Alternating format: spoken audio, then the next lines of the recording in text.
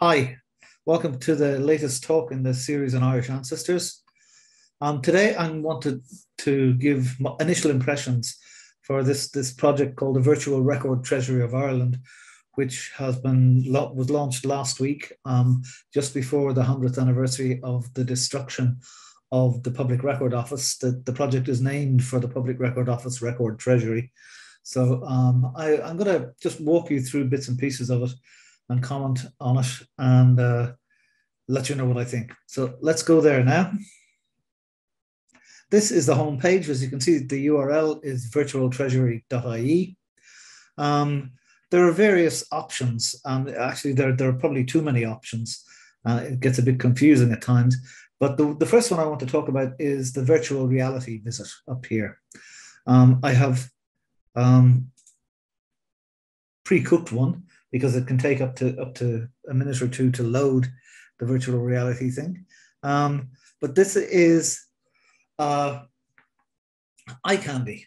Okay, the site I think is a slightly uneasy mixture of two ends of the spectrum. At one end there is this, which is very easy on the eye, nice to play with. In lots of cases, I think aimed very much at sort of primary school teachers and primary school children. And at the other end, there is the nerdiest and gnarliest of record collections. So let's go through the eye candy first. I think that in some ways, the eye candy was necessary to make the other stuff happen. You need to give politicians babies to kiss and ribbons to cut if you're going to get grant money. And I think a lot of this was that. The virtual tour, I think, is actually pretty darn good, though. It gives you a sense of what. First of all, this is the old portico of the Public Record Office, still there. It's now the Court of Appeal. I stood out here and smoked a cigarette many's the time in the 1980s. Let's enter in and just see what they've done. It's a very, very nice reconstruction, I have to say. It's full of wonderful eye candy, as I said. And this is the old reading room. And you can see it wasn't designed for masses of tourists researching their ancestors. It was designed for serious scholars researching medieval history, basically. This is the strong room where things went to be stored for people coming back the following day, or if they hadn't time to get them back into the treasury. And it was in here that many of the things that weren't burnt in 1922 ended up in there. So it's very interesting. And there are lots of little information pieces about the various things there. Again, a lot of them they sound like project questions for primary children, but be that as it may, let's go in to the record treasury. This is pretty extraordinary, I think. This is the old record treasury in all its glory. It was state of the art when it was built in the late 19th century. And you can see it's an extraordinary construction.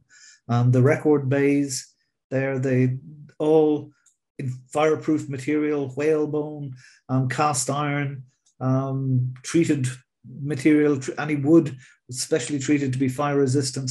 And it's, I think, eye candy it may be, but this is wonderful eye candy. This is gives you a sense of the space and the size, the sheer scope of what was there before we burnt it all in 1922. It's kind of ironic that we are that so much of it was so fireproofed. They were afraid of fire coming from the reading room, the search room, because it was heated by open fires and lit by gas lamps. So they were paranoid about fire getting into the treasury from there. And in actual fact, the search room survived and the treasury was destroyed. Nothing could have withstood the blast. And you can see on the right of the screen there are various stories being told, and you can go to those. Again, it is very interesting, and it's heartbreaking. What about the records, says you? Well, okay, one of the things that they've also done as eye candy is this Treasury view.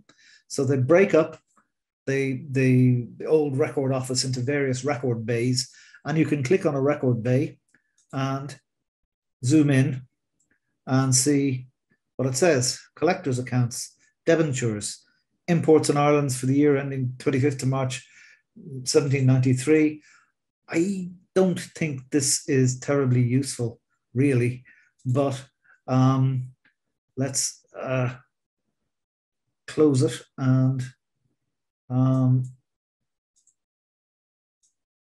let's close it and go back and zoom out. The zooming in and out is the kind of thing that would give me nightmares. There are lots of these things that are apparently vacant, and it's no way to do record searches.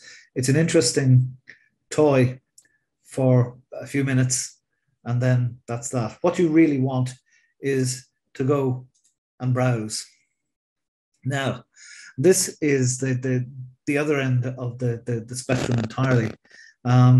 This is the, where are we? Browse the Treasury. There are gold seams. There are again, they've tried to soften the blow.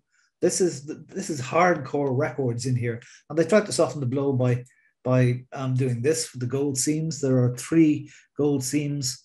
The medieval exchequer, the Cromwellian surveys of the 17th century, already done by Trinity, and so but nicely incorporated in here. And this is the full overview of the 1766 religious census. The originals were completely destroyed, but there were lots and lots of transcripts and partial transcripts scattered all over the place. They've brought copies of them together, and they've done a very good overview of the 1766 census. So it's very interesting from that point of view. But really, the meat of it, I think, is in the browse section. There are 2 ways you can browse it. First of all, by partners. And again, this is part of the payback for the partners participating, is that they get front page in the browse section. And it's done by the institution that holds the originals. So book content from the Bibliothèque Nationale de France, you get the College of Arms, you get this. Okay, that's all interesting enough, and it's particularly if you're from one of these places, it's very interesting to see how they've handled it. But this is the heart of it. This browse the PROI catalogue, the Public Record Office of Ireland catalogue. This is based on the book published in 1919 by Herbert Wood, A Guide to Records Deposited in the Public Record Office of Ireland. It uses the various categories and subcategories that the Public Record Office of Ireland use themselves, and it tries to populate them with, say, if they're missing, if there are copies. In some cases, it has digital copies. One of the problems about it, the non-intuitive nature of it, is that the hierarchy that was used in 1919 is very different to the kind of hierarchies we would be using now. So, for example, there's an entire on extinct commissions and extinct jurisdictions. Whereas if you look at miscellaneous, you have color reports, the Four Courts, the Guild records, the Huguenot records, you have population and census returns, you have all the 1821, 31, okay, all these wonderful, are they there? No, they're not. And let's see what they say about the 1821 census, population returns, miscellaneous, okay. Names and acreages of townlands from 1821. Let's go in and see what they actually have there. And nothing, okay. Linked materials, none. Created 1821, destroyed. And there are lots of those, rabbit holes without rabbits in them, you might call it. There are lots of interesting things here in the 2 big ones for as far as genealogy are concerned, as far as genealogy is concerned, are ecclesiastical and testamentary records and these miscellaneous documents. The ecclesiastical and testamentary collections include for example, let me close the miscellaneous first, include parish registers and deeds, parish registers and parochial returns. Let's see what they have here. And they have parish registers and parochial returns, linked materials 65. And look, they have loads of parish registers. Some of them they don't have. What they've done, most of these are original registers that went into the Public Record Office after its destruction in 1922 and have only been available as transcripts or by going into the National Archives and ordering them up. And they've done digital copies.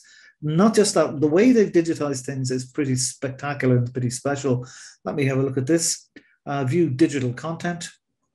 So this is the Parish Register of Castletown Roach. And this inconspicuous little search button here. So let's search for John.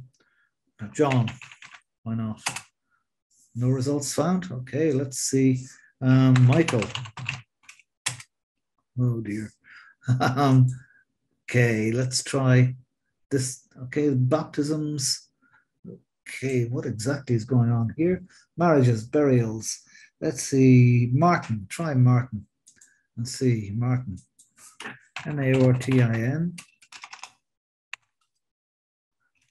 Okay. All right, when I was doing this earlier, what they've done, there is a particular handwriting reader that they've used, which can actually read the originals. Okay, let me try Dungarvan and just see if there was a problem with, try a search there. Let's try John in Dungarvan. Yes, that's more like it. Okay, you see John McKeown, John Connery, John Richmond. Okay, so that's pretty spectacular. This is not a transcript. This is a search of the original, and it's reading the original handwriting. And I think that's pretty special and pretty wonderful. So they have not all of the linked content. For example, the parish of Inch in Dublin and Glendalough, they have a reference to it, the original volume, but they don't have. That's it. They don't have the image. That's all you get. Okay. So one of the things, this listing here, as I said, this is an archivist's dream. And they have used this book by Herbert Wood. There's a very good introduction to it, by the way, on Sean Murphy's website. If you Google Sean Murphy genealogy and have a look at the Herbert Wood's Guide to the Records, he does a very good breakdown of the various subcategories in it, and he's a very he's like many genealogists, he would find an archivist to be a fellow creature, and he's very sympathetic towards them. But the aim now, having launched it, is to continue populating all of these pigeonholes. This is a forest, a continent-sized forest of pigeonholes. Only some of them have records in them. And the aim is that they will eventually fill them all out. The problem, I think, is that they're multiple lifetimes work doing this, and having given the politicians the babies to kiss and the ribbons to cut, and the question is the funding going to continue there? So I sincerely hope so, because I think it's a very worthwhile project. But I wonder if as the team involved moves on after the launch is over, some of the passion tends to die away, and I really hope it continues. But in the back of my mind, that there's a little cynic saying it won't. But anyway, for what it's worth, that's my initial take.